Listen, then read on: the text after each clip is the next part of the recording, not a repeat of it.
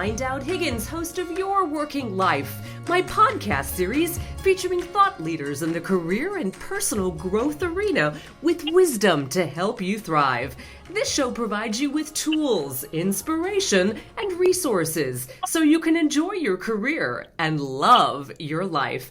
And today, I'm delighted to welcome my special guest to the show, Kyle Kensing. Kyle, welcome to the show. Thank you so much for having me. It's my pleasure to be here.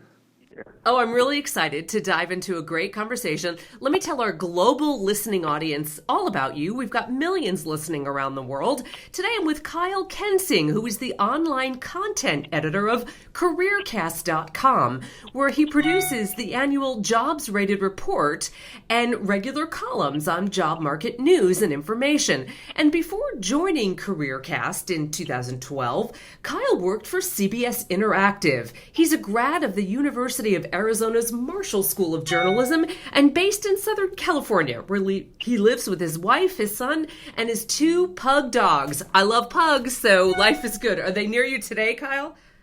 They're not here at the office with me today. I wish they were, but they're a little bit too much of a distraction.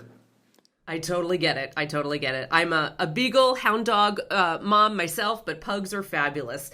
Hey, listen, let's dive into a conversation. Tell us a little bit more about CareerCast. And there's a great new report that you've all done determining stress levels in jobs. And you've identified top stress jobs and those that are less stressful, which sounds really good to me.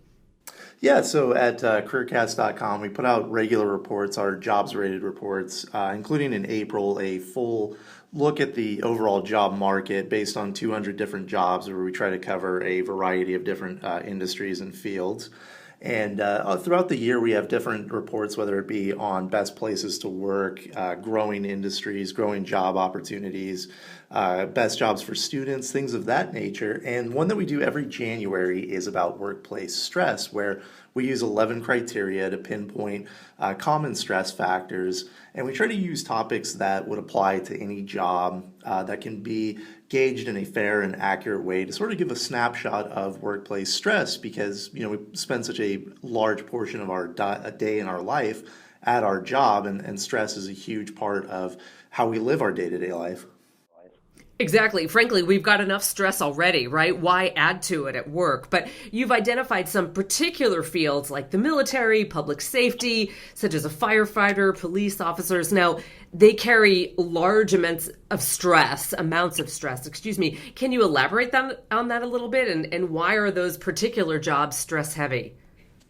Yeah, so with those particular jobs like military, police officer, firefighter, you're talking about the very most basic stress that humankind faces. Going back to our ancestors tens of thousands of years ago, the most common level of stress that you're going to find that's just instinctive is your own safety and your own health. And so that's why these jobs rank so highly in stress. It's a very natural instinct to be afraid of those things that might grievously harm us. And with a firefighter, you're running into a burning building. Every instinct tells you that that's something that you don't want to do.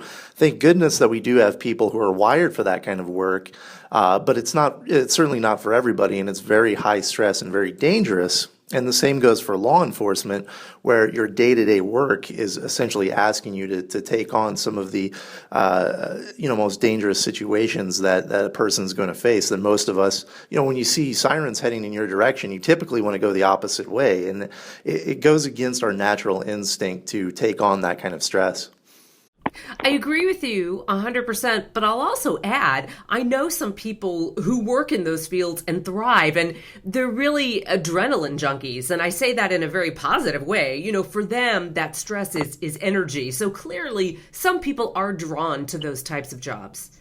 Absolutely. And like I said, thank goodness that they are, because these are real fundamental backbones of our society.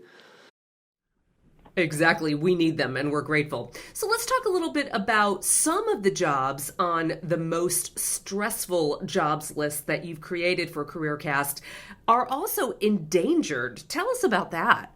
Yeah, so at the end of the year, 2016, we had a report on the most endangered jobs from the jobs rated report list of 200. And these were the ones with the highest declining outlook for hiring. Not endangered in the sense, you hear that word and maybe you think of like the endangered species list. They're not jobs that are going away, but these are jobs that are hiring far less than they used to. And two that made our most stressful list that appear on the most endangered as well are broadcaster and newspaper reporter. With the media landscape changing so much, with the opportunity for new positions dwindling in those two fields, that actually is one of the 11 factors that we look at with our stressful rankings, and that's competition for work. And obviously, with fewer jobs, fewer opportunities, that bubble kind of shrinks. So that's why you see newspaper reporter and broadcaster making both of these lists. So these are jobs that could become obsolete because of different technologies. I mean, it's interesting. We were talking the other day about, planned obsolescence and driverless cars and how it's amazing to think of what might not be available job-wise tomorrow because of technology. Oh, 100%. Yeah. Automation is such a huge topic right now in the job market. When you talk about things like manufacturing jobs, automobile production, and that sort of thing, one of the most common thoughts or topics that I've read about was, these jobs disappearing and going overseas. But in a lot of cases, these are automation. And it's interesting you bring up something like driverless cars. I wonder how perfected that model will get and how much that'll impact something like taxi driver, which appears on the most stressful list and is also one of the most endangered, or could be one of the most endangered if automation continues to infiltrate that marketplace.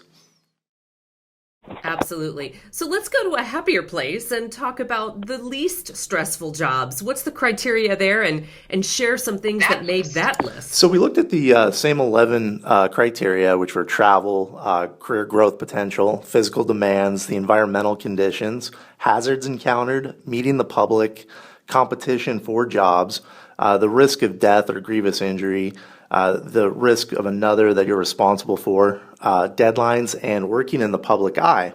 So using these 11 criteria, we pinpointed as our 10 least stressful jobs. A bit of a recurring theme here that starts with number one, which was diagnostic medical sonographer. You see a lot of jobs in healthcare. And that kind of underscores a really important point here. Least stressful doesn't mean unimportant or invaluable to our society. You talk about healthcare, it's one of the most important topics, and obviously, protecting our day-to-day welfare. Least stressful in terms of our 11 criteria, though, when you are working in one of these healthcare fields, you're not in the public eye, you're not under super demanding deadlines for at least, the jobs that appear in our 10 least stressful, and you're not in any sort of imminent personal danger. So that's why you see this as kind of a recurring theme. You're in a little bit more of a controlled environment in your workplace where you have more set and typical routine office hours. And obviously you're going to face stresses when you're working with people who, are there to see you for for medical reasons. But that's a bit of a recurring theme that you see here where, audiologist made our list, and medical records technician, and pharmacy technician, and medical laboratory technician.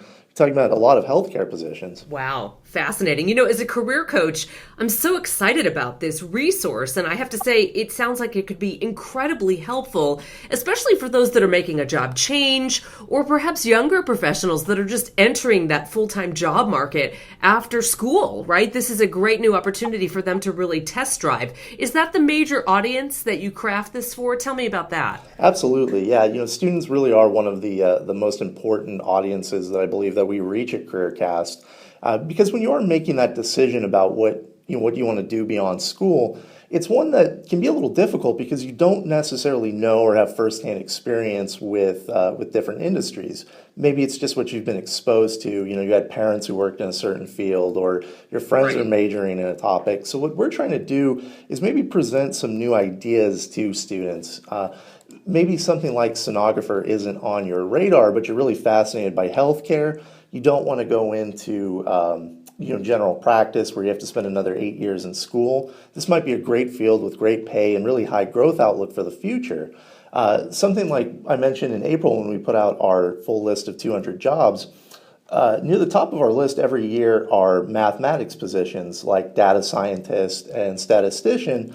And one of the things that we discovered is that these are fields with opportunities that you might not think of. These are becoming really big in actually professional sports, where teams are using these models to determine what contracts are going to issue to players and strategy and that kind of thing.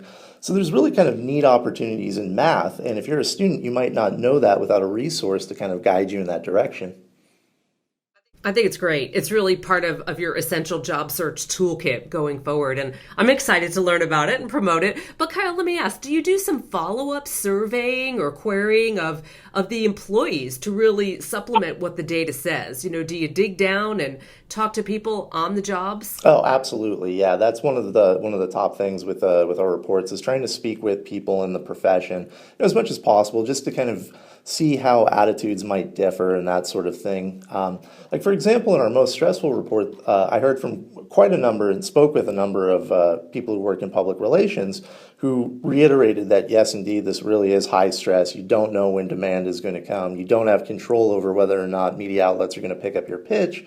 But then I spoke with one PR analyst who said, I don't see my job as being particularly high stress because my personality is sort of geared towards working with that stress. So to me, this is life. It's not extra stressful. So I think it's important to kind of get that snapshot from people.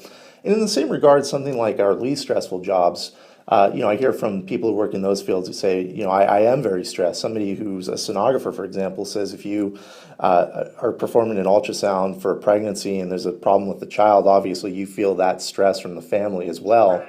So, having that sort of firsthand interaction with people certainly, I think, paints a more robust picture. And as far as doing surveys, that's one thing that we do actually on our website at careercast.com. Now, those aren't 100% scientific surveys, but I think it's still fascinating to see who our audience is, what they find stressful, what motivates them in the workplace. Is it pay? Is it stress? Is it location? And those are some of the topics that we try to survey our readers on. So, Kyle, take me a little deeper into CareerCast and the other things that you publish. I know you've got a lot of job reports. And again, I want to steer all of our listeners who are seeking out opportunities to really use this as a very important research in their job seeking process. Oh, thank you very much. And that's certainly what we're trying to do is offer insight, some extra information before you get started on your job search, whether you're looking to change positions in your own field or maybe make a career switch, or if you're a student who's just getting started. And to that end, as I mentioned, we have our main jobs radar report that comes out every April. We usually have about 2 or 3 spinoffs from the jobs radar report each month that focus on best and growing cities to work, where you can make a great income under the average cost of living for most cities. We look at jobs that are highest paying, seasonal jobs. If you're looking to get some part-time work in the summer, what's your best bet? Maybe you're looking to do the same thing around the holidays. We look at niche things too, as well as like growing opportunities for freelancers or what kind of field you should get into if you're a veteran. So it's a pretty wide array of topics that we cover regularly at CareerCast. So no matter what your field is or your background, chances are we do have a report for you. You are amazing. Kyle Kensing, online content editor of CareerCast.com. Thanks so much for sharing your wisdom and expertise today. I'm so glad that you could join me on the show. I'm glad I was able to join you as well, and thank you for having me. And I want to thank all of you for tuning in to Your Working Life, where my goal is to help you design your career destiny so it doesn't happen by default. My show is now available on iTunes, YouTube, Podbean, and Stitcher. Hey, be sure to subscribe so you get new shows every week, and leave a comment about what's important to you in the career world, and I'll consider your idea for a future show. I'm Caroline Dowd-Higgins. Thanks for listening.